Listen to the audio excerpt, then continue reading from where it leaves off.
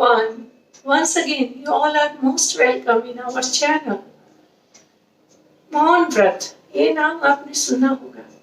और मौनी अमावस्या, मौनी अमावस्या उस अमावस्या को कहते हैं जो माघ महीने की अमावस्या है, उसे ही मौनी अमावस्या कहते हैं।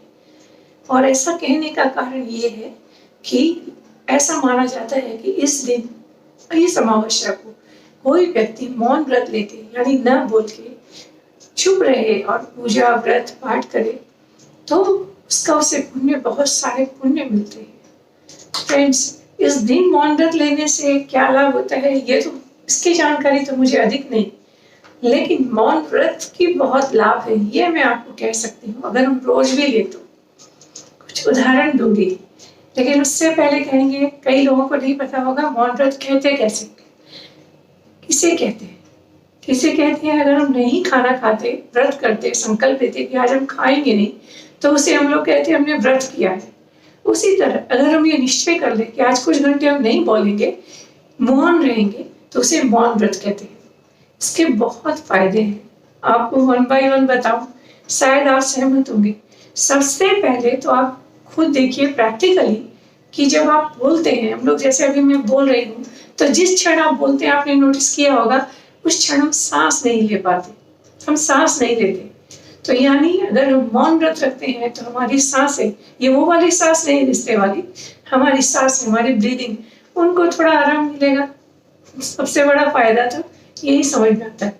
और दूसरा, आप लोग देखिएगा, जो लोग चटर पटर हर समय बोलते हैं, उनकी एनर्जी वेस्ट होती है और वो अनायास कई बार बिना सोचे समझे अनुचित भी बोल जाते हैं। तो अगर कुछ घंटे मौन व्रत रखते हैं तो हम वो अनायास नहीं बोलेंगे, अनायास बोलने से भी बचेंगे।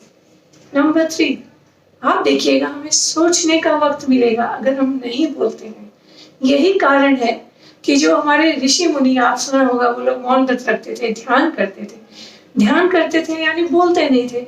अगर हम बोलेंगे नहीं तो हम सोच सकेंगे, यानी बुद्धि का विकास अधिक होगा, हमें सोचने का समय मिलेगा खुद को, कि हम क्यों लाइफ कर रहे हैं, हम अपने बारे में सोच सकेंगे कि कहाँ कहाँ हमसे गलती हो रही है और हमें क्या क्या करना चाहिए।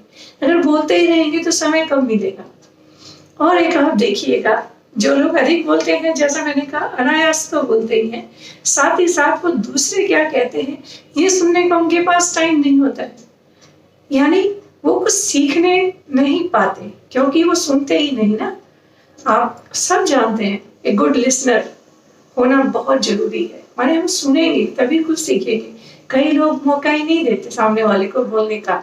तो जो लोग ये प्रैक्टिस करते हैं, जो लोग चुप रह सकते हैं या मौन व्रत लेते हैं, उनमें ये कैपेसिटी होती है कि वो सामने वाले की बात भी सुने, यानी वो सुनते हैं तो बहुत कुछ सीखने बोलता है। और रही बात, जो हमारे पास हमारे दिमाग की, मस्तिष्क की एक छलनी है, हम ये तय भी कर सकते हैं कि जो सामने वाला बोल रहा है उसमें से किन बातों को हमें लेना है, किनको नहीं। लेकिन हम सुनेंगे नहीं तो हम छानेंगे क्या कि कौन सी सही, कौन सी गलत।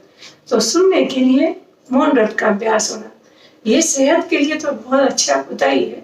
जैसा मैंने कहा, एनर्जी नष्ट नहीं होती और हमारी बुद्धि को बहुत विकास होता है। अनुलोम विलोम प्राणायाम जब हम करते हैं, कुछ नहीं बोलते, श्वासों को ऊंचा, एकदम डीप ब्रीथ आउट करते हैं, तो हमें, जब हम चुप रहते हैं तो हमें बहुत बहुत मेंटल पीस मिलता है। जो लोग भी मौन व्रत रखते हैं या सुबह थोड़ी देर ध्यान रखते हैं, उन्हें पता होगा। अब एक बात है, लेकिन जो लास्ट बट नॉट लीस्ट कहूंगी, बहुत इंपॉर्टेंट बात है, वो ये कि जो लोग अनायास बोलते हैं, भूल बोलते हैं, जैसा मैंने कहा, और कई लोग बहुत जजमेंटल होते हैं, माने उन्हें कुछ ना कुछ बोलना, और अगर वो तेज तेज बोलते हैं और जब बोलना शुरू करते हैं तो सामने वाले की सुनते नहीं।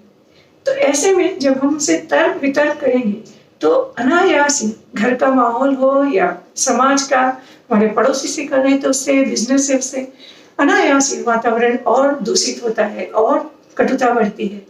ऐसे में अगर समझदार व्यक्ति है, जिसको ये आदत है कि वो चुप रह सकता है या वो मौन व्रत करता है, तो वो समय चुप हो जाएगा।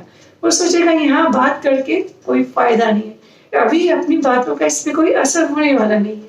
तो अगर वो चुप रहता है तो अनायास खुद का भी नुकसान होने से बचाएगा और सामने वाला भी थोड़ी देर में बोल के चुप होना ही होना है। अकेला अकेला बंदा कितनी देर चिल्लाएगा? हम लोग शीशे के सामने खुद पे कितनी देर चिल्ला सकते हैं? तो उसके लिए भी हम लोग एक शीशा हो जाएंगे जिसमें वो खुद को ही देखेगा कि मैं ही चिल्ला रहा हूँ।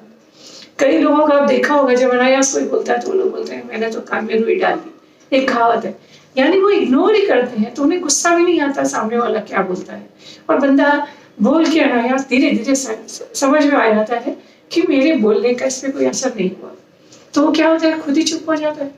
तो कितनी चीजों से हमें बहुत लाभ होता है अगर हम मौन व्रत करने का, अगर हमें अभ्यास हो। और ये मैं अपने एक्सपीरियंस से कहती हूँ कि पहले कई साल मैंने मौन व्रत किया था, करती थी, हमेशा हर समय नहीं, लेकिन कुछ घंटे ही सही, डेली करती थी।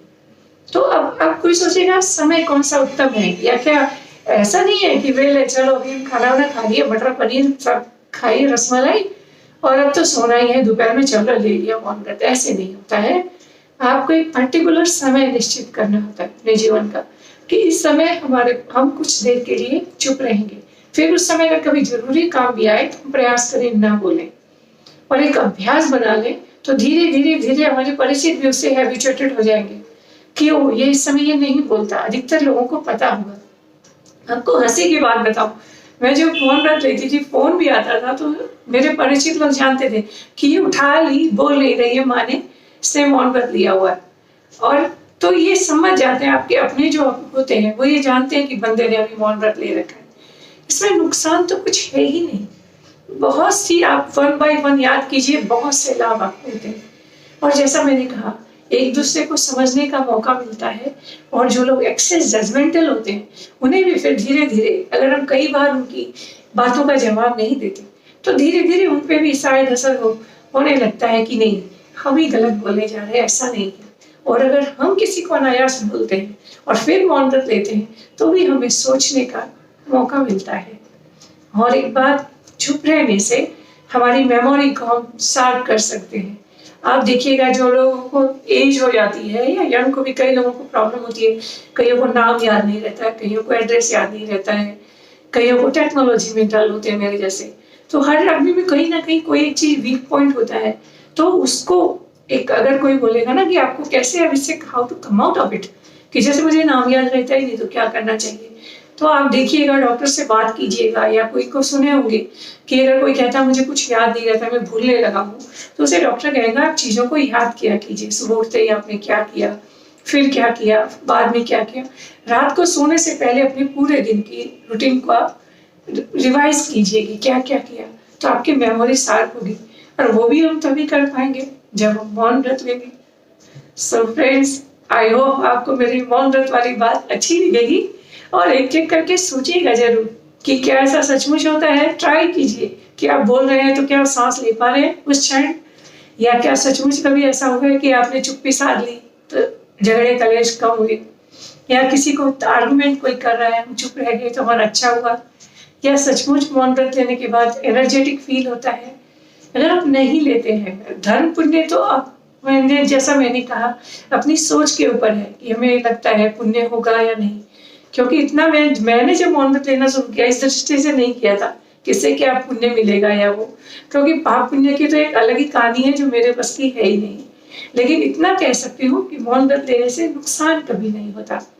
और ये आज से याद आया जब सुना कि अभी 11 तारीख को मौनी अमावस्या है, जिसका मैंने कहा कि उसे मौनी इसलिए कहा जाता है कि मौन रह के व्रत पूजा करने का, और मौन व्रत लेके कहते हैं कि अपनी इच्छाएं पूरी होती है अगर हम ऐसा करते हैं तो, इसलिए आज ये याद आया।